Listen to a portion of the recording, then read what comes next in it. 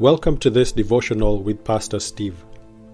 In the book of Psalms chapter 119 verse 133, the psalmist proclaims these words, "Direct my steps in your word, and let no iniquity have dominion over me."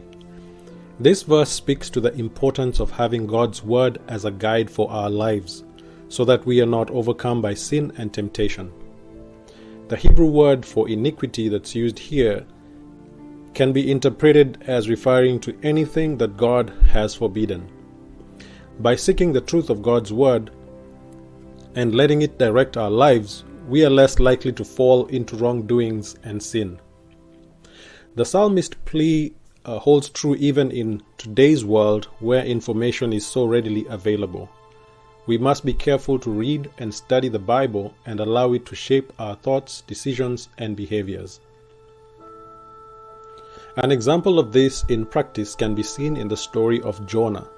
He was disobedient to God's directive, sought his own way instead of God's, and ultimately faced consequences as a result. This story serves as a reminder that when we seek God's guidance and allow it to guide our steps, we will be protected from sin. The truth of Psalms 119 verse 133 is also relevant in terms of the relationships we cultivate in our lives. Making wise decisions about who we spend time with has an impact on how our lives are shaped. When we choose to surround ourselves with people who encourage us to live according to God's word, it helps us stay on the right path and not be drawn away by sin.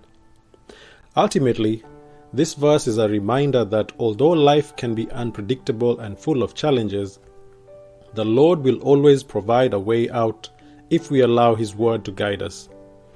By doing so, we can ensure that sin does not have dominion over our lives and that we are better able to make decisions with wisdom and discernment. With God's help, we can live in a way that glorifies Him and stands up against temptations.